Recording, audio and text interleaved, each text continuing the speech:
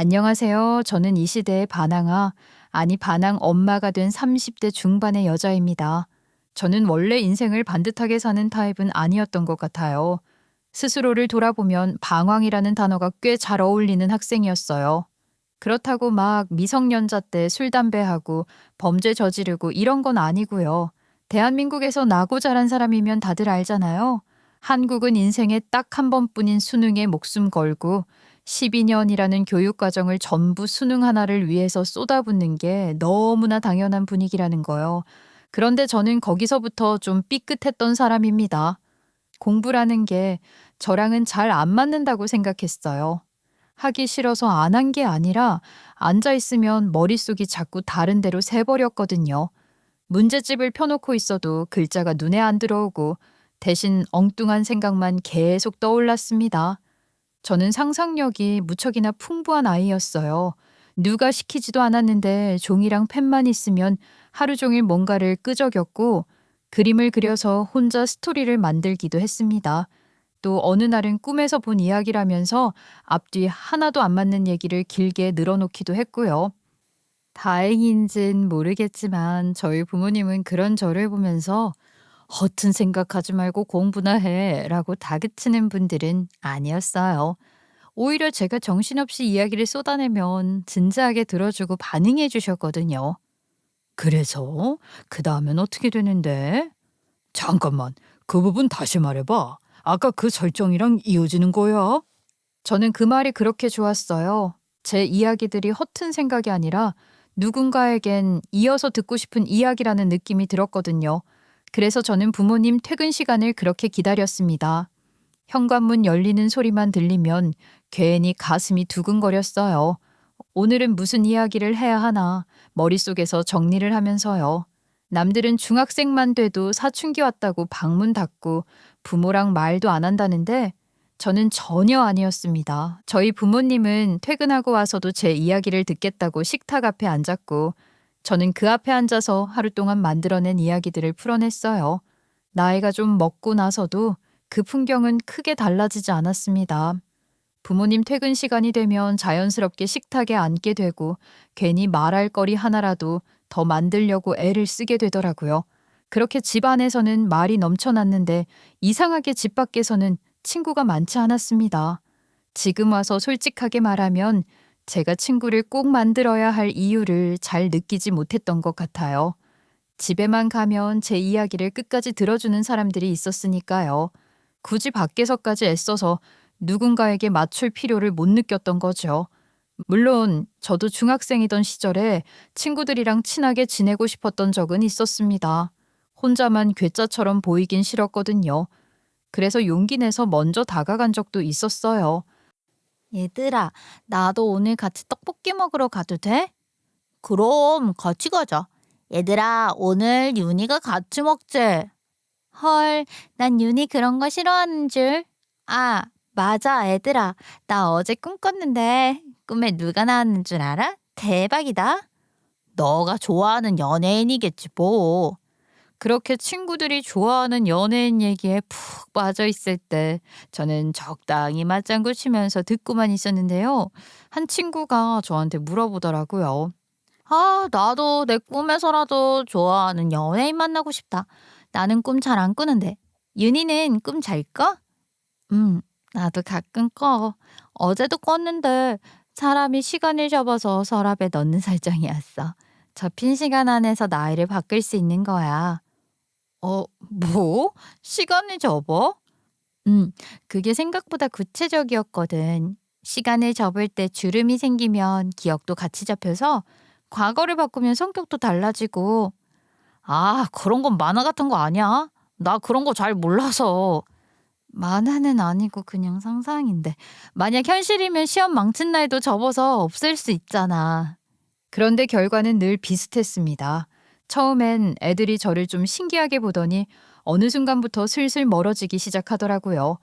늘 이상한 망상에 빠져 있고 공상과학 같은 이야기를 즐겨하는 괴짜 같은 친구라고 소문이 났기 때문이었죠. 그 나이대 애들이 뭘 좋아하겠어요. 치장하고 남자친구 사귀고 누가 더 예쁜지 이야기하는 게 전부였던 시절이었는데 저는 하루 종일 종이에 펜 들고 글을 끼적이거나 그림을 그리고 있었으니까요. 지금 생각해보면 그 애들 눈에는 제가 꽤 이상해 보였을 것 같긴 해요. 그렇다고 제가 만화나 그런 걸 유독 좋아했던 것도 아니었어요. 흔히 말하는 오타쿠 타입도 아니었고요. 그냥 머릿속에 떠오르는 걸 밖으로 꺼내지 않으면 견딜 수 없는 사람이었달까요. 문제는 친구들이랑 이야기할 때였습니다. 제가 표현력이 부족해서인지 말이 느려서인지 제가 전달하고 싶은 이야기를 전부 전달하지 못하겠더라고요.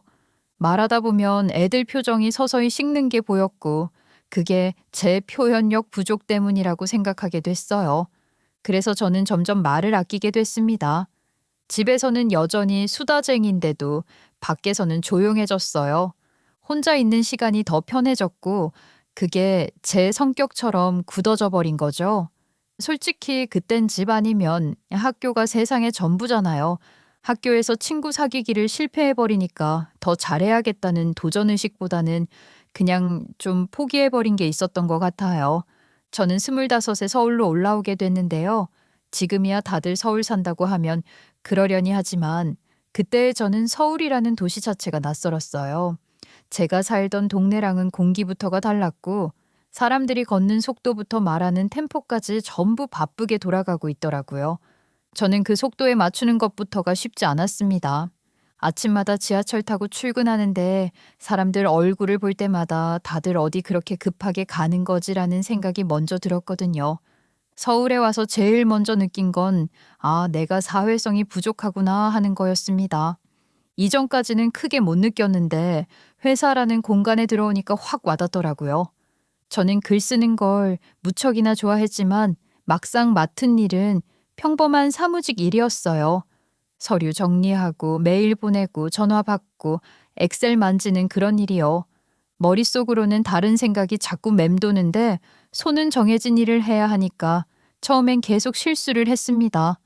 일이 익숙하지 않으니까 자꾸 혼이 났고 그러다 보니 점점 위축이 되더라고요. 그때마다 제 옆에서 조용히 하나씩 알려주던 사람이 있었는데 그 사람이 바로 지금의 제 남편이었습니다. 윤희 씨, 이거 순서만 바꾸면 돼. 급하게 안 해도 돼요. 제가 또 헷갈렸죠. 죄송해요. 계속 신경 쓰시게 해서. 괜찮아요. 윤희 씨는 시간이 좀 걸릴 뿐이지 막 해놓는 스타일은 아니잖아요. 전 윤희 씨가 정리해서 주는 게 제일 보기 편해요. 남편은 다른 사람들에게도 친절한 사람이었지만 유독 제 쪽으로 신경을 많이 써줬어요. 제가 혼나고 나서 자리로 돌아오면 괜히 제 책상 근처를 맴돌다가 말을 걸어줬고 제가 놓친 부분이 있으면 조용히 알려줬습니다. 나중에 들은 얘기지만 주변 사람들한테는 저에 대해서 이렇게 말하고 다녔다고 하더라고요. 윤희 씨가 자기 느리다고 매번 야근까지 하더라고요. 요즘 친구들 중에 그렇게 책임감 있게 하는 사람 몇 없잖아. 시간 좀만 더 주면 얼마나 꼼꼼하게 해오는데요. 그 말을 들었을 때 회사에서 처음으로 쓸모없는 사람은 아니구나라는 생각이 들었던 순간이었거든요. 저는 남편에게 정말 많이 고마웠어요. 다만 그때까지만 해도 그 고마움이 어떤 감정까지인지 정확하게는 몰랐지만요. 그러다 그게 터진 날이 만우절이었어요. 요즘 같으면 유치하다고 욕먹을 장난이었겠지만 그때 한밤중에 남편이 저한테 전화를 해서 갑자기 그러는 겁니다. 윤희 씨, 내가 지금 병원이라서 내일 회사를 못 갈 것 같아요. 그래서 내가 못 봐줄 것 같네. 네? 병원이요? 괜찮으신 거예요? 회사 못 오실 정도면 크게 아프신 거 아니에요? 교통사고가 났어요. 크게는 아닌데. 그 말을 듣자마자 저는 침대에서 벌떡 일어났어요. 머릿속이 하얘졌고 손은 식은땀으로 축축해지더라고요. 어디예요? 병원이 어디예요? 제가 지금 갈게요. 보호자는 부르신 거죠? 진짜 어떡해. 지금 목소리부터 이상해요. 어디 다쳤어요? 머리예요? 다리예요? 아니, 제 목소리가 이상해요? 윤희 씨, 무슨 소리 하시는 거예요? 윤희 씨는 내일 회사 가려면 주무셔야죠. 지금 웃음이 나오세요? 빨리 무슨 병원인지 말해주세요. 저 지금 옷 입고 있어요. 제가 그렇게까지 나올 줄 몰랐던 모양이었어요. 남편이 당황하면서 잠깐 말을 멈추더니 그제야 장난이었다고 털어놨습니다. 미안해요, 유니 씨. 만우절 장난이었어요. 이렇게 놀랄 줄은 몰랐어요. 정말 미안해요. 그 말을 듣고 나서야 제가 숨을 제대로 쉬고 있다는 걸 알았어요. 그리고 그제야 깨달았습니다. 아, 이건 그냥 회사 동료한테 느끼는 감정이 아니구나 하고요. 남편도 제 반응을 보고 적잖이 놀란 눈치였습니다. 유니 씨, 우리 지금 만날래요? 지금요? 네, 그냥 얼굴 보고 얘기하고 싶어요. 그날 밤 12시 반쯤이었어요. 늦은 시간에 조용한 카페에서 마주 앉아서 서로 말을 꺼냈습니다. 그동안 애써 정리하지 않았던 감정들을 하나씩 확인했어요. 누가 먼저랄 것도 없이 자연스럽게 연애를 하기로 했고요. 그렇게 결혼까지 이어지게 됐죠. 만우절을 통해 고백을 한다는 게 어떻게 보면 비겁해 보일 수도 있겠지만 저희는 그날이 아니었으면 계속 모른 척하고 지나쳤을지도 몰라요. 그렇게 알게 된 사실이지만 남편은 집안에서 늘 미운오리 새끼였다고 해요. 저한텐 정말 의지되고 감사한 선배였는데 집에서는 그런 취급을 받았다고 하니 놀랄 수밖에 없었죠. 이야기를 들어보니 막내 아들이던 남편 위로 형 하나, 누나 하나가 있었는데 아주버님도 시누이도 전부 의사였어요. 정확히 말하면 시아버지는 한의사, 아주버님도 한의사, 시누이는 대학병원 의사. 집안에 모이면 자연스럽게 의대 이야기, 병원 이야기, 시험 이야기만 나오는 집안이었고요. 그 와중에 막내 아들인 남편만 공부머리가 전혀 없었다고 했습니다. 처음엔 남편이 그냥 웃으면서 얘기하길래 저는 그 무게를 잘 몰랐어요. 그런데 남편 얘기를 듣다 보니 그게 농담처럼 넘길 수 있는 분위기는 아닌 것 같더라고요. 그래도 너무한 거 아냐? 가족인데 그렇게까지 말해? 우리 집은 그게 기본인데 기본이 안 된다고 생각하니까 그렇게 말하는 거지 뭐. 어릴 때부터 친가 쪽에서는 대놓고 이런 말도 했다고 했습니다. 우리 집안이 대대손손 의사 집안인데 막내가 이 모양인 걸 보니까 외탁을 한 게 틀림없다고요. 그 말 들을 때마다 시어머니까지 같이 묶어서 무시를 했다고 하니 남편이 명절에 친가 가는 걸 싫어하는 것도 당연하겠다 싶었습니다. 반면 아주버님이랑 시누이는 시험에서 늘 100점을 맞는 게 익숙한 사람들이었다고 했어요. 전교 1등을 못하면 세상이 무너지는 줄 알았던 사람들이고 실제로 그걸 해내며 살아온 사람들이었지요. 그러니 성적이 중위권이나 겨우 되는 남편을 보면서 어떻게 우리 집안에 이런 머리가 나올 수 있냐는 말을 아무렇지도 않게 했다는 겁니다. 그 집안에서 남편 편을 들어준 사람은 오로지 시어머니 한 분뿐이었습니다. 시어머니는 남편을 끌어안고 늘 같은 말을 하셨다고 해요. 너는 네가 잘하는 거 하면서 살면 된다. 가족들이 의사라고 해서 너까지 의사 될 필요는 없어. 그 말 하나로 남편이 버텼다는 이야기를 들으니까 저도 모르게 시어머니한테 내적 친밀감 같은 게 막 생기더라고요. 현명하실 분일 거라고 생각했어요. 실제로 제가 처음 인사를 드리러 갔을 때도 그랬습니다. 시아버지랑 아주버님은 저를 힐끗 보긴 했는데 딱히 관심을 두는 느낌은 아니었어요. 그냥 막내 일은 딱히 관심 없다. 그런 느낌이랄까요? 그런데 시어머니는 달랐습니다. 문 열고 들어가자마자 두 팔을 벌리시더니 저를 안아주시더라고요. 아이고, 너가 윤이구나. 오느라 고생 많았어. 그 말 한마디에 긴장이 조금 풀렸습니다. 시어머니는 계속 우리 아들한테 딱 어울린다면서 저를 엄청 예뻐해 주셨어요. 그 집안에서 저한테 제대로 관심을 보인 사람은 시어머니랑 시누이 딱 둘뿐이었습니다. 문제는 그 관심의 방향이 완전히 달랐다는 거였죠. 시누이는 처음부터 저를 탐탁지 않게 보는 눈치였습니다. 식사 자리에서도 제 쪽을 유심히 보더니 결국 남편한테 대놓고 이런 말을 하더라고요. 내가 그동안 병원에서 잘 나가는 의사들 얼마나 소개해줬는데 그땐 다 시큰둥 하더니 어디서 꼭 자기랑 비슷한 여자 데리고 와서 결혼한대? 그 자리에 저도 앉아 있었는데 굳이 남편만 보면서 그 말을 하는 게 더 노골적으로 느껴졌습니다. 그 말은 저를 무시하는 말이기도 했지만 동시에 남편을 깔보는 말이기도 했거든요. 그러니까 당연히 저는 시누이한테 좋은 감정을 가질 수가 없었겠죠. 차라리 아버님이랑 아주버님처럼 무시를 하는 게 나았을 수도 있겠다는 생각을 했거든요. 결혼하고 나서 얼마 지나지 않아 회사 쪽에서 남편을 따로 불러서 조심스럽게 이야기를 꺼냈다고 했어요. 부부가 같은 회사에 다니는 게 아무래도 보기 좋지는 않다면서 혹시 이직을 생각해 볼 수 있겠냐고 넌지시 물어봤다는 겁니다. 강요는 아니었지만 뉘앙스는 충분히 느껴졌다고 하더라고요. 그 이야기를 집에 와서 꺼내는데 남편 표정이 좀 애매했어요. 미안한 얼굴이기도 하고 괜히 눈치를 보는 얼굴이기도 했고요. 그런데 저는 오히려 솔깃했어요. 사실 그 직종이 저랑 잘 맞는다고 느낀 적이 거의 없었고 마음속으로는 늘 이직을 생각하고 있던 상태였거든요. 여보, 그럼 내가 옮기면 될 것 같은데? 당신이? 이제 적응했는데 아깝지는 않아? 당신 덕분에 겨우 버틴 건데 뭐. 어차피 나도 여기 오래 다닐 생각 없었어. 그래도 나한테 말하신 이유가 있을 거야. 연차가 내가 더 높으니까 연봉도 꽤 되고. 그러니까 당신이 남아야지. 입 줄이고 싶은 것도 있으면 내가 나가는 게 맞는 것 같아. 자기들이 그렇게 말했는데 좀 더 챙겨주겠지 뭐. 남편은 한참 말이 없더니 결국 고개를 끄덕였어요. 자기는 일이 너무 잘 맞고 지금 자리에서 더 해보고 싶은 게 많다고 했거든요. 반대로 저는 출근할 때마다 오늘도 또 버티는 하루구나 라는 생각부터 들던 사람이었고요. 그렇게 우리는 자연스럽게 제가 이직하는 쪽으로 합의를 봤습니다. 제가 옮긴 곳은 스타트업 회사였어요. 이미 대단한 성과를 내고 있는 회사는 아니었지만 방향만큼은 분명하더라고요.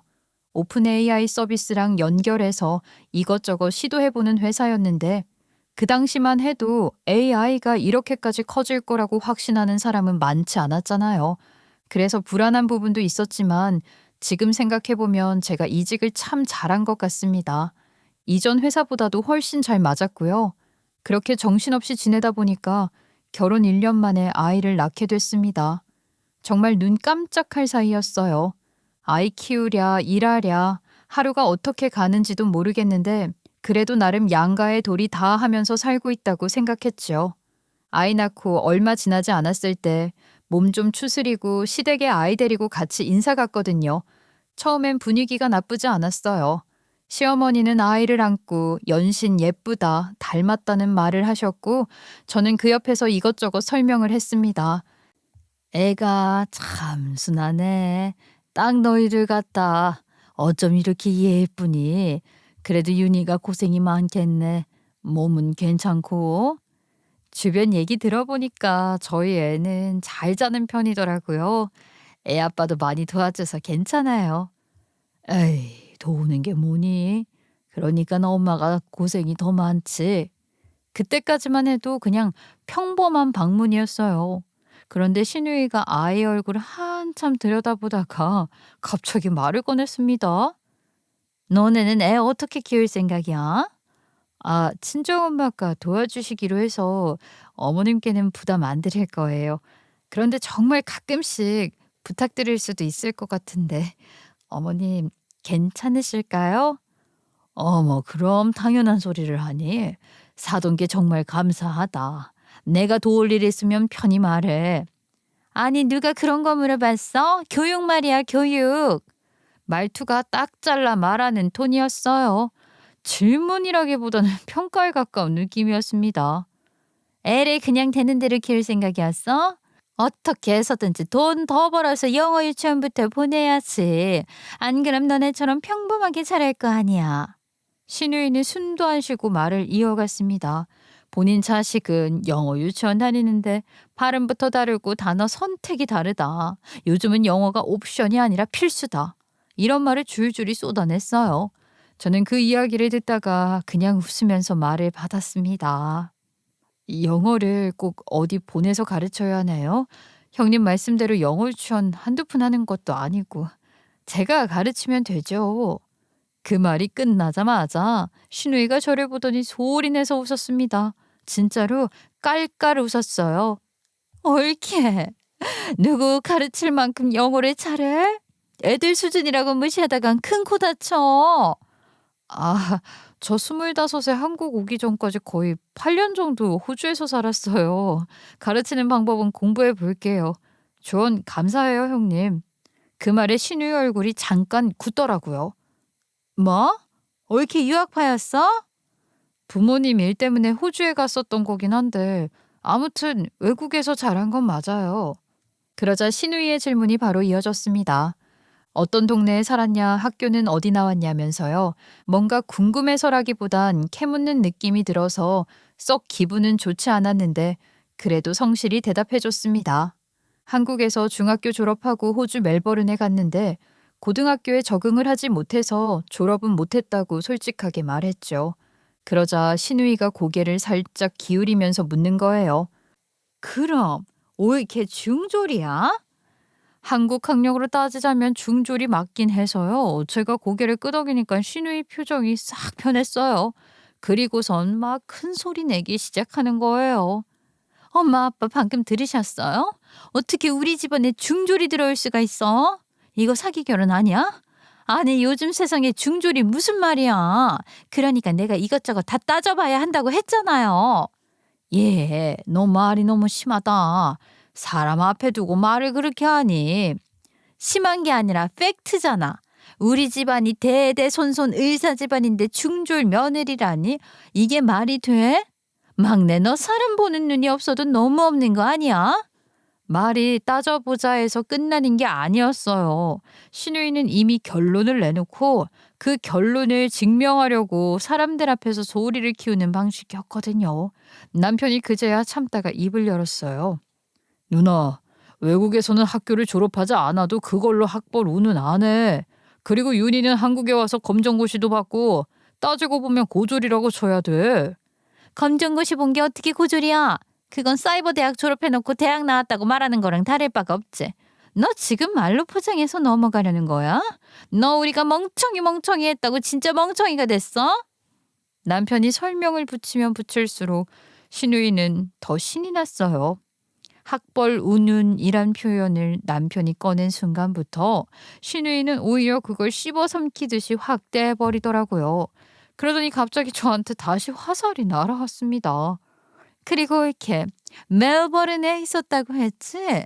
그럼 거기 제니퍼라고 알아? 제니퍼요? 제가 아는 분 중에 제니퍼라는 분은 없어요. 저도 어이가 없었어요. 만약에 안다고 쳐도 세상에 수많은 제니퍼가 있는데 어떤 제니퍼를 말하는 줄 알고 제가 안다고 하겠냐고요. 그런데 신우이는 제 대답을 듣고는 옳다구나 싶었는지 그때부터 아예 물어뜯기 시작했습니다. 아니, 호주에 있었던 게 맞으면 제니퍼를 왜 몰라? 옳게 호주에 있었다는 말은 사실이 맞긴 해. 저는 그 순간 이게 호주 얘기가 아니라 검증이라는 걸 확실히 깨달았어요. 신우이는 궁금해서 묻는 게 아니었거든요. 제가 입을 열기만 하면 그걸 죄다 의심으로 바꿔버릴 얼굴이었어요. 형님, 멜버른이 무슨 작은 동네도 아니고요. 거기에 한국인들도 많이 사는데 제가 그분들을 어떻게 다 알아요. 외국 나가면 한국인들끼리 똘똘 뭉쳐 산다며. 다들 그렇게 살던데? 제니퍼가 내 대학 후배인데 멜버른에 있었다고 했거든. 그럼 나이대도 비슷하고 밖에서 충분히 친구를 지낼 수 있는 사이잖아. 그런데 모른다고 하는 게 말이 되냐고 말이. 기껏해야 집 주변 사람들이나 알지 다 알지는 못해요.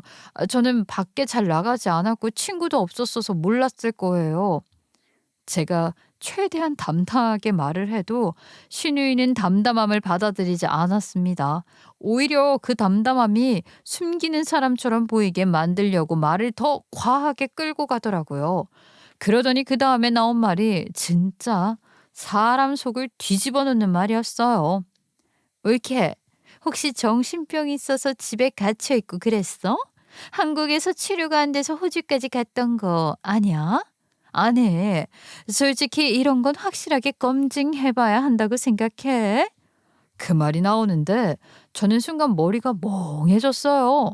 너 정신병 아니냐는 말을 그렇게 아무렇지도 않게 꺼낼 수 있다는 게 믿기지가 않더라고요. 누나, 말 좀 가려서 해. 내가 듣자 하니까. 그런데 신우이는 아랑곳하지도 않고 더 충격적인 말을 내뱉었습니다. 내가 의사로서 말하는데 정신병도 유전일 가능성이 있거든. 우리 조카 정신에도 문제가 있으면 어떻게 해? 그건 누가 책임질 건데? 두루뭉술 넘어갈 문제가 아니라니까. 남편 얼굴이 그 순간 확 바뀌었습니다. 진짜로요. 평소에 순둥이인 남편이 그 말 하나에 완전히 뒤집힌 거예요. 야, 이 미친년아. 적당히 하라는 말 못 들었어? 누나라고 막말하는 거 매번 참아줬더니 이제는 내 와이프랑 내 자식한테까지 이 지랄을 한다고? 야, 너 지금 누나한테 뭐라고 했어? 다시 말해줘. 아직 돌도 안 지난 조카한테까지 정신병이니 뭐니 하는 네가 여기서 제일 또라이야. 네가 병원에 가야 한다고? 그날 신우이 표정이 진짜 대박이었어요. 아마 본인이 제일 당황했을 거예요. 남편이 진짜 순둥인데 지 누나한테 그런 쌍욕을 뱉을 줄 누가 알았겠어요. 저도 놀랐고 시어머니도 놀랐고 멀찍이서 아는 체도 안 하던 시부랑 아주버님도 할 일 멈추고 쳐다봤을 정도니까요. 그런데도 신우이는 끝까지 자기가 잘못했다는 말은 안 하더라고요. 그 대신 이 상황을 어떻게든 합리적인 의심으로 포장하려고 들더라고요. 내가 뭐 틀린 말 했어? 네가 데리고 온 사람이 이렇게 미심쩍게 구니까 내가 의심을 할 수밖에 없는 거 아니야? 내가 가족이라서 우리 집안이라서 더 정확하게 보자는 건데 왜 나만 나쁜 사람 만들어? 얘 그만해. 너 오늘 말이 정말 지나쳤다. 엄마까지 왜 그래? 엄마가 맨날 이러니까 저 바보가 발전이 없는 거 아니야? 시어머니 얼굴이 굳어버렸어요. 시어머니는 저를 보면서 숨을 한번 크게 들이쉬더니 결국 저한테 고개를 숙이듯 말했습니다. 진짜 애걸복걸하는 분위기였어요. 윤희야, 내가 미안하다. 우리 애가 지 잘난 맛에 살아서 너무 생각 없이 말을 한 것 같아. 어머님, 저는 지금 이게 무슨... 그래, 알지. 네가 얼마나 놀랐겠니. 상처받았으면 나를 봐서라도 풀어줘. 응? 남편은 그 자리에서 딱 잘라 말했어요. 누나가 있는 자리에는 다시는 안 오겠다고요. 선언이었습니다. 명절이고 뭐고 자기 부를 생각 말라고요. 그 말에 신우이가 입술을 딱 깨물더니 마지막까지도 저한테 시선을 꽂고는 한마디를 더 얹더라고요. 올케가 미심쩍게 굴지만 않았어도 나도 이렇게까지는 말 안 했지. 내가 악역자처해 준 거야. 다들 그렇게 생각할걸? 진짜 황당하죠. 끝까지 자기 잘못은 없다고 하더라고요. 그날 이후로 신우이랑 저는 거의 교류를 하지 않고 지냈어요. 남편도 누나 얘기가 나올세라 시댁 쪽에는 최대한 신경을 안 썼고요. 저도 마침 AI 사업이 점점 확장이 되면서 제 일도 눈에 띄게 바빠졌거든요. 아이 키우랴 일하랴 하루가 어떻게 가는지도 모를 정도였어요. 정말 몸이 12개라도 부족한 시기였죠. 그런데 그런 와중에 신우이가 뒤에서 무슨 말을 하고 다녔는지는 나중에 전해 들었습니다. 직접 들은 말도 아니었고 누가 전해주는데도 귀가 화끈거리더라고요. 쟤는 중졸 주제에 무슨 AI 사업 파트에서 일을 한다고 나대냐. 가서 커피 타는 미스김 아니냐 이런 말을 하고 다녔다고 하더라고요. 그 얘기를 들었을 때 화가 난다기보다는 그냥 기가 막혔어요. 공부머리랑 사람 똑똑한 거랑은 참 별개다 싶더라고요. 그래서 저도 굳이 먼저 연락 안 했어요. 그런 식으로 구는 사람한테 제가 먼저 살갑게 굴 이유 있나요? 괜히 말 섞었다가 또 무슨 말을 들을지 뻔한데요. 그런데 연말이 다가오던 어느 날 신우이한테서 먼저 연락이 왔습니다. 정말 오랜만이었어요. 올케, 나랑 한번 만나자. 솔직히 말해서 나 아직도 찝찝해. 올케가 호주에서 유학했다는 거 말이야. 의심은 안 하려고 해도 자꾸 걸려. 내 의심 좀 한 방에 날려줄래? 그걸 제가 왜 해명해드려야 하는지 모르겠네요. 아니, 가족끼리 언제까지고 이렇게 지낼 수는 없는 노릇이잖아. 내가 지난번에 말한 제니퍼 기억하지? 걔도 이번에 만나기로 했거든. 같이 한번 보고 호주 얘기도 좀 해봐. 그럼 나도 의심이 풀리지 않겠어? 나도 답답해서 그래, 올케. 저는 솔직히 내키지 않았어요. 그런데 신우이 말처럼 이 일을 언제까지 끌고 갈 수도 없겠다 싶더라고요. 여기서 또 피하면 평생 뒤에서 말 나올 것 같기도 했고요. 그래서 알겠다고 했습니다. 그리고 그날 제가 찾아간 자리가 신우이가 일하는 병원 송년회일 줄은 정말 꿈에도 몰랐어요. 그냥 친구들 몇 명 만나는 자리인 줄 알았죠. 그런데 건물 입구에 도착하자마자 플랜카드가 떡하니 걸려 있는 거예요. 병원 이름이 큼지막하게 적혀 있었고 송년회라는 글자가 눈에 들어오는데 그제야 등골이 서늘해지더라고요. 입구에서 잠깐 망설이고 있는데 신우이가 저를 발견했습니다. 아, 올케 왔네. 왜 거기서 서 있어? 같이 들어가자. 그리고는 제 팔을 붙잡고 안쪽으로 끌고 들어가더라고요. 정말 말 그대로 끌고요. 정신 차릴 틈도 없이 사람들 사이로 끌려 들어갔고 그 안에는 의사들로 보이는 사람들이 삼삼오오 모여 있었어요. 신우이는 그 사람들 앞에서 저를 세워놓고는 키득거리면서 말했습니다. 여기가 내가 말했던 그 올케야. 호주에서 지냈다던 우리 올케. 제니퍼, 너 진짜 얘 본 적 없어? 말투부터가 이미 답을 정해놓은 사람이었어요. 그 제니퍼라는 사람은 저를 위아래로 한번 훑어보더니 바로 질문을 던졌습니다. 멜버른에서 지냈다고요? 그럼 어느 동네예요?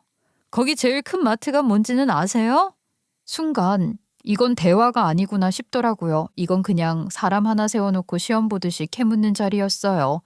저는 왜 제가 이런 질문을 받아야 하는지도 모르겠고 대답을 해주고 싶은 마음도 안 들었습니다. 그래서 그냥 입을 다물고 한숨만 푹푹 쉬고 있었어요. 그러자 신우의 얼굴이 슬슬 바뀌기 시작하더라고요. 제가 대답을 안 하니까 속으로 역시 하고 결론을 내린 표정이었어요. 왜? 대답 못하겠어?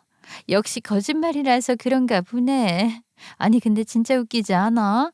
중졸 출신이 내 올케라는 게 이게 거의 코미디야. 그 말을 하자마자 주변에 있던 의사들이 하나둘씩 웃기 시작했습니다. 누군가는 대놓고 웃고 누군가는 입꼬리만 올리고 있었어요. 아니, 선배 동생이 워낙 순둥이라서 기센 의사 며느리 들어와야 꽉 잡고 살겠다고들 했잖아요. 근데 어쩌다 중졸 며느리가 들어왔대요. 그 말이 들리는 순간 제 얼굴이 확 달아오르는 게 느껴졌어요. 귀까지 뜨거워지더라고요. 그런데 신우이는 거기서 멈추질 않았습니다. 오히려 신이 난 사람처럼 웃으면서 말을 덧붙였어요. 그러니까 말이야. 덕분에 우리 집에서 아주 뜨거운 감자야. 아니 우리 올케 있지? 중졸이면서 무슨 오픈 AI 소스 활용하는 회사에 취직해서 일하고 있다는데 그것도 너무 웃겨. 나는 솔직히 기껏해야 커피 심부름이나 할 것 같은데. 그러면서 깔깔깔 웃는데 그 웃음소리가 귀에서 떠나질 않았어요. 그 자리 전체가 저를 놓고 웃고 있었고 저는 그 한가운데 서 있었습니다. 그러니 이 자리가 의심을 풀자고 만든 자리가 아니라 저를 망신 주려고 작정하고 만든 자리라는 걸 제가 모를 수가 있을까요? 진짜 자존심이 바닥까지 긁히는 기분이었어요. 두 주먹을 불끈 쥐고 있는데 손에 땀이 찰 정도였죠. 물론 저도 제가 엄청나게 소스를 잘 활용하는 사람이라고 생각하진 않아요. 그래도 하나씩 배워가면서 야근도 해가면서 나름대로 열심히 일을 하고 있었거든요.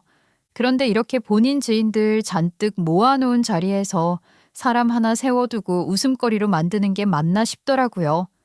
여기서 그냥 나가버릴까라는 생각도 들었어요. 그런데 또 한편으로는 여기서 등을 돌리고 나가면 저 사람들 말이 전부 사실이 되는 것 같아서 발에 안 떨어지더라고요. 가만히 서 있는데 심장이 너무 빨리 뛰어서 귀에서 쿵쿵 소리가 나는 것 같았어요. 그때였어요. 갑자기 입구 쪽이 술렁거리기 시작했습니다. 아까까지 저를 보면서 웃던 사람들 시선이 하나둘씩 뒤쪽으로 옮겨가더라고요. 웅성거리는 소리가 커지길래 저도 무심코 그쪽을 봤는데 순간 눈에 들어온 얼굴 하나가 너무 낯익어서 멍해졌어요. 어? 왜 저 사람이 여기 있지? 저도 모르게 입이 벌어진 채로 그 사람을 보고 있었는데 그쪽에서도 저를 발견했는지 눈이 딱 마주쳤습니다. 그러더니 그 사람이 놀란 표정으로 저를 향해 걸어오는 게 아니겠어요. 저도 놀라고 상대도 놀라고 그 짧은 몇 초가 이상하게 길게 느껴졌습니다. 그런데 그 사이를 신우이가 가로막듯이 끼어들었어요. 정말 반사적으로 움직인 것처럼 그 사람 쪽으로 달려가더라고요. 그리고는 아까 저한테 하던 태도랑은 180도 다른 목소리로 인사를 하는 겁니다. 아니, 병원장님, 제가 인사드리려고 조만간 찾아뵙겠다고 생각하고 있었는데 이렇게 여기서 뵙네요. 동료 의사분들을 위해서 이런 자리까지 마련해 주시고 정말 감사합니다. 그 말투가 얼마나 공손했는지 방금 전까지 저를 깔아뭉개던 사람이 맞나 싶을 정도였어요. 허리를 살짝 숙이고 웃음도 얌전히 달고 완전히 다른 얼굴이더라고요. 주변 의사들도 그 사람을 보고 하나둘 자세를 고쳐 잡는 게 느껴졌어요. 그런데 병원장이 인사를 받아주면서 신우이 뒤쪽에 서 있는 저를 계속 쳐다봤어요. 얼굴을 제대로 확인하듯이 한참을 뚫어지게 보는 시선이었지요. 그 시선을 느끼자마자 신우이 얼굴에 미묘한 표정이 스쳤습니다. 왜 저러지? 싶은 표정이요. 그리고는 고개를 살짝 갸웃하더니 병원장 시선을 따라 저를 힐끗 보더라고요. 그러고는 아무렇지도 않다는 듯 제 존재를 설명하듯 말을 붙였습니다. 아, 저희 올케예요. 일사는 아니고요. 중졸이긴 한데 제가 오늘 좀 부탁할 게 있어서 잠깐 불러왔어요. 격식 있는 자리에 외부인이 있어서 놀라셨죠? 제가 미리 말씀을 못 드렸네요. 말은 공손하게 하는 것 같았지만 내용은 끝까지 저를 깎아내리는 말이었어요. 중졸, 외부인, 부탁, 그 단어들이 한 문장 안에서 아무렇지도 않게 이어지는데 말 참 잘도 한다 싶었습니다. 그런데 그 순간이었어요. 병원장이 신우이가 말을 더 이어가려는 걸 손짓 하나로 딱 막아버리더라고요. 진짜 말 그대로였습니다. 주둥이를 틀어막으라는 듯한 손짓이었어요. 주변 공기가 한 번에 바뀌는 게 느껴졌습니다. 방금 전까지 웃고 떠들던 사람들도 다 입을 다물었고요. 그러더니 병원장이 저한테로 다가와서 아무 망설임도 없이 제 두 손을 덥석 잡는 게 아니겠어요. 아니, 이런 자리에서 이렇게 보게 될 줄은 정말 몰랐네. 내가 누구신가 했더니 윤희 맞지? 부모님은 평안하시고? 네, 아저씨. 진짜 오랜만에 뵙네요. 저희 엄마 아빠는 여전하시죠? 아저씨는 요즘 많이 바빠 보이시던데 건강은 괜찮으세요? 그 말이 끝나자마자 옆에 있던 신우의 얼굴이 진짜 말 그대로 굳어버렸습니다. 입이 떡 벌어진 채로 아무 말도 못하고 있더라고요. 방금 전까지 저를 중졸이니 외부인이니 신나게 말하던 사람 맞나 싶었어요. 병원장은 제 손을 놓지도 않은 채로 말을 이어갔어요. 그래. 내가 안 그래도 네 아버지한테 축이 따로 보냈는데 받았나? 결혼식 때는 내가 하필 외국에 가 있어서 여기서 이렇게 보니까 참 새롭네. 그렇게 이야기를 이어가고 있었는데 신우이가 갑자기 정신을 차린 사람처럼 냅다 끼어들었습니다. 아니, 병원장님, 잠깐만요. 저희 올케랑은 어떻게 아는 사이세요? 목소리가 떨렸어요. 일이 요상하게 흘러간다 싶은 느낌. 자칫 잘못하면 큰일 날 수도 있겠다는 본능적 느낌을 받았겠죠. 그래서 팔짱을 딱 끼고 신우이를 보면서 천천히 말했습니다. 왜요, 형님?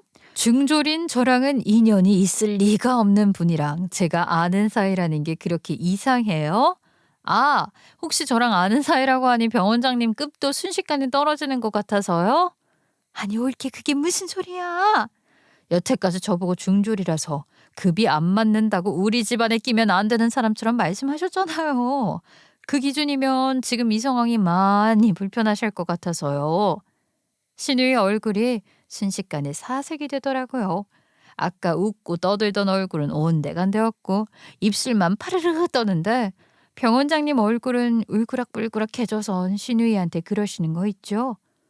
양 선생, 지금 그게 무슨 말이지? 윤희한테 그런 말을 했다고? 사실 이 병원장님이란 분과 저는 그냥 아는 사이가 아니었어요. 꽤나 남다른 연이 있는 사이였습니다. 병원장님 가족이 휴가를 맞아서 호주에 놀러 왔던 적이 있었거든요.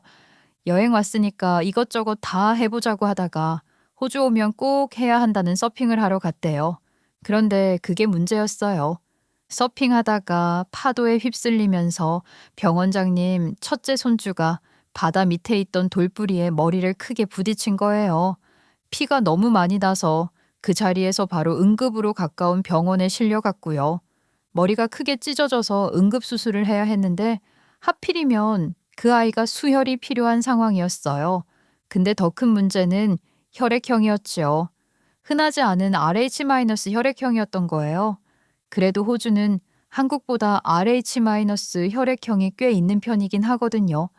그래서 급박하긴 해도 큰일 없었어야 하는 게 맞는데 하필 그 혈액이 다 떨어진 거예요.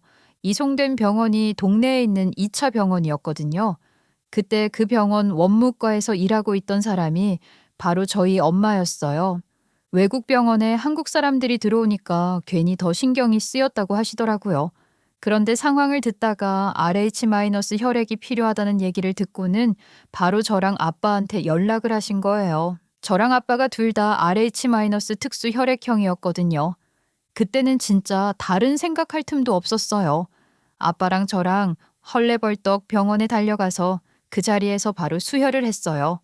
다행히 아이라서 그런가 혈액 공급이 모자라지 않게 이어졌고 수술도 무사히 끝났어요. 그 아이도 건강하게 회복했고요. 나중에 병원장님이 그러시더라고요. 그날 저희 가족 아니었으면 정말 큰일 날 뻔했다고요. 그 이후로 몇 번 같이 식사도 하고 안부 연락도 주고받고 그렇게 인연이 이어졌던 사이였어요. 그래서 그날 송년회장에서 병원장님이 저를 보자마자 그렇게 반가워했던 거였고요. 병원장이 시누이를 쳐다보는데 눈빛이 하도 날카로워서 주변에 있는 사람들이 다 침을 꼴깍 삼킬 정도였어요. 양 선생, 우리 가족 생명의 은인이나 다름없는 분한테 무슨 말버릇이야. 중졸이라고 무시할 사람이 아니야. 그럼 그 피를 수혈받은 우리 손주 혈통에도 문제가 있다는 소린가? 그렇게 말씀하시면서 호통을 치시는데 이분 풍채가 꽤 되시거든요. 그러니 성량도 어마어마하시고요. 그 말 한마디에 장내가 완전히 얼어붙고 여기저기서 숨 삼키는 소리가 들렸어요. 아까 저를 두고 웃던 사람들, 신우의 말에 맞장구 치던 사람들 전부요. 그러자 신우 얼굴이 벌겋게 달아오르더니 급하게 말을 꺼냈습니다. 아니, 병원장님, 그런 뜻은 아니고요. 제가 오해를 좀 해서. 도대체 뭐가 오해란 말인가? 사람을 살리는 일을 한다는 사람이 고작 학력 하나로 사람을 무시하고 모멸감을 줘? 그런 태도로 환자를 대하는데 나는 양 선생이 의사 자격이 있는 건지부터 다시 생각해봐야 하는 거 아닌가 싶네. 그 순간 신우이는 완전히 말을 잃었습니다. 변명하려고 입을 열긴 했는데 뻐끔뻐끔하고 말더라고요. 아니, 소리를 낸다 해도 그걸 받아줄 사람이 그 자리에 있었을까요? 저는 없었다고 봅니다. 사실 변명할 말도 없었을 거예요. 그동안 사람들 앞에서 뱉어온 말들이 전부 다 남아 있었거든요. 이제 와서 오해였다라고 말해봤자 누가 그 말을 믿어주겠어요? 게다가 병원이라는 곳이 원래 그런 곳 아니겠어요? 철저하게 줄을 타야 하는 아주 위태로운 세계잖아요. 병원장 눈밖에 난 사람 편을 들면서 그건 오해예요 라고 말해줄 사람이 그 자리에 몇이나 있었겠어요. 제가 보기엔 단 한 명도 없었습니다. 왜냐면 바로 그때부터 사람들 시선이 노골적으로 바뀌기 시작했거든요. 아까까지 저를 보고 웃던 사람들이 이제는 신우이를 보고 수군거리고 있었어요. 대놓고 말은 안 했지만 수군거리는 소리는 여기저기서 들렸죠. 사람을 학벌로 무시하더니. 쌤통이다. 그 와중에 참 웃긴 장면도 하나 있었어요. 제니퍼라는 그 의사요. 상황 판단이 빠르더라고요. 아까까지만 해도 저를 시험 보듯 캐묻던 사람이 병원장 옆으로 슬쩍 붙어서는 이간질을 시작하는 게 아니겠어요? 병원장님, 사실 저분이 호주에서 지냈다는 것까지 의심하면서 저보고 검증 좀 해달라고 부탁했어요. 제가 어쩔 수 없이 몇 개 여쭤보긴 했는데 사람이 해도 해도 너무하더라고요. 그 말이 기름을 부은 격이었죠. 신우의 얼굴이 더 빨개졌고 이제는 진짜 사람들 시선이 따갑게 꽂히는 게 보였어요. 손가락질까지 나오기 시작하니까 신우이는 더 이상 그 자리에 서 있질 못하더라고요. 결국 아무 말 없이 가방을 집어들더니 자리를 박차고 나가버렸어요.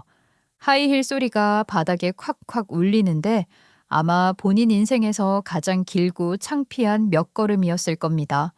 그 뒤로 병원장님은 다시 저를 보면서 표정을 누그러뜨리며 사과를 하시더라고요. 오늘 많이 불편했겠네. 내가 대신 사과하마. 내가 더 일찍 알아봐서야 했는데 말이야. 아니에요, 아저씨. 이렇게라도 정리가 된 것 같아서 저는 괜찮아요. 나는 윤희네 가족한테 몇 번이고 고맙다고 말해야 해. 조만간 아버지 통해서 연락드릴 테니까 부모님 모시고 식사 한번 하자고. 저는 그냥 웃으면서 고개를 끄덕였어요. 그렇게 저는 병원 송년회장을 나왔습니다. 들어갈 때랑은 다르게 아주 당당하게요. 문을 나서면서 한 번 뒤를 돌아봤는데 아까 저를 두고 웃던 사람들은 아무도 제 눈을 제대로 마주치지 못하더라고요. 그날 송년회 이후 이야기는 제가 직접 본 건 아니고요. 신기하게도 주변에서 하나같이 입을 모아서 전해주더라고요. 신우이는 질리지도 않는지 그 이후로도 시부모님 붙잡고 난리를 쳤대요. 자기가 저 때문에 완전히 쪽팔렸다는 거예요. 병원장이 그날 이후로 병원에서 인사도 안 받아준다. 복도에서 마주쳐도 눈길도 안 준다. 자기 끈이 완전히 떨어진 것 같아서 이제 어떻게 해야 하냐면서 징징거렸다고 하더라고요. 그 얘기를 들으면서 저는 속으로 좀 웃겼습니다. 본인이 사람들 앞에 세워놓고 남을 쪽주던 건 생각도 안 나나 싶어서요. 그런데 그때 시어머니가 가만히 있지 않으셨다고 합니다. 평소에는 웬만하면 자식들 말 오냐오냐 다 받아주던 분인데 그날은 목소리를 꽤 높이셨다더라고요. 너 나이가 몇인데 아직도 이게 뭐 하는 짓이야. 너 40 넘었어. 40. 내가 정말 밖에서 자식 교육 잘못 시켰다 소리 들을까 봐 창피해 죽겠어. 신우이는 처음엔 엄마까지 왜 그러냐고 따졌다고 해요. 그런데 시어머니 말이 거기서 끝이 아니었습니다. 그동안 쌓아왔던 게 터진 느낌이었다고 하더라고요. 이 나이가 돼서도 윤희 학벌 가지고 무시하고 다닐 때부터 내가 징자가 알아봤어. 어쩜 그렇게 친할머니를 쏙 빼닮았냐? 저도 결혼하고 나서야 들은 얘긴데 남편 친정 쪽에서 시어머니를 꽤 오랫동안 무시했대요. 시어머니도 사실 학벌이 그리 좋지 않으셨었나 봐요. 그래서 그것 때문에 시할머니한테 많이 구박받으셨었고 그게 평생 컴플렉스로 남아 있었던 겁니다. 그래서 시어머니가 더 화가 났던 거죠. 본인이 당해왔던 것들도 떠오르셨을 테고 자기 딸이 본인이 그리 힘들어했던 시모처럼 구는데 어떻게 눈이 안 도시겠어요. 그런데 신우이는 그 말을 듣고도 반성을 안 했대요. 엄마가 어떻게 나한테 그런 말을 해? 엄마는 내 편 들어줘야지. 그런데 그날은 시부까지 시어머니 편을 들었다고 하더라고요.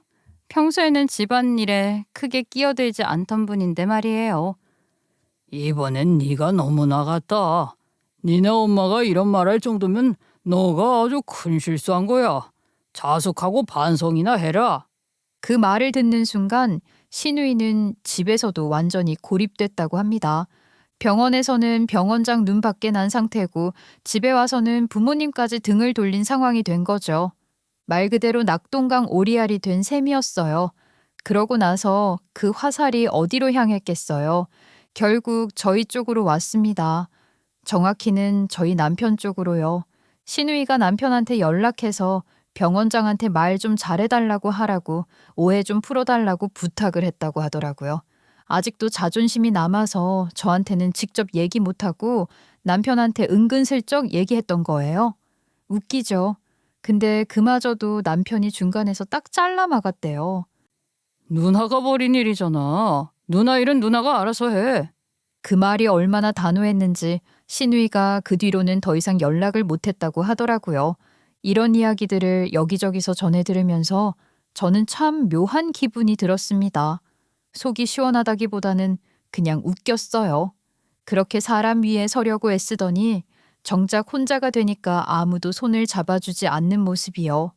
결국 신우이는 병원 안에서 계속 도는 수군거림을 견디지 못하고 조금 후진 다른 병원으로 이직을 했다고 합니다. 예전만큼 좋은 자리도 좋은 조건도 아니었다고 하더라고요. 그 일 있고 나서 친정에 가서 엄마 아빠한테도 다 얘기해줬어요. 처음엔 두 분 다 얼굴이 싹 굳더라고요. 중졸이니 뭐니 사람 앞에 세워놓고 그런 말을 했다는 대목에서부터는 아빠가 테이블을 한번 탁 치시면서 그 집안 참 대단하다. 사람이 어떻게 그럴 수 있냐고 화를 내셨어요. 엄마도 옆에서 혀를 차면서 말을 보태셨고요. 근데 제가 그날 병원 송년회장에서 있었던 일들을 신우이 표정이 어땠는지, 사람들이 어떻게 굳었는지, 병원장이 어떤 얼굴로 손짓을 했는지까지 하나하나 흉내 내면서 얘기하니까요. 나중엔 두 분이 동시에 웃기 시작하셨어요. 엄마는 너 어릴 때 생각난다면서 꿈에서 본 일도 꼭 그렇게 집에 와서 연극하듯이 얘기해 줬었다고 하시고요. 아빠는 의자에 기대서 깔깔 웃으시다가 그 신우의 표정 상상만 해도 웃기다면서 한참을 웃으셨어요. 그 모습을 보는데 순간 이상하게 마음이 좀 풀리더라고요. 방금 전까지 있었던 일들이 다 정리된 것처럼 어린 시절로 잠깐 돌아간 기분이랄까요. 하루 종일 밖에서 있었던 일을 저녁 밥상 앞에 앉아서 풀어놓고 엄마 아빠가 그걸 끝까지 들어주던 그때로요. 그날 집에 돌아오는 길에 문득 그런 생각이 들었어요. 아, 나는 결국 예전이랑 크게 달라지지 않았구나. 밖에서는 별의별 일을 다 겪고 와도 돌아와서 웃으면서 얘기할 수 있는 자리는 여전히 남아 있었구나 하고요. 그리고 아마도 앞으로 무슨 일이 또 생기더라도 저는 이렇게 얘기하게 되겠죠. 식탁 앞에 앉아서 누군가한테는 화가 나고 누군가한테는 웃긴 이야기로요. 들어주는 대상이 이제는 남편으로 바뀔지라도요.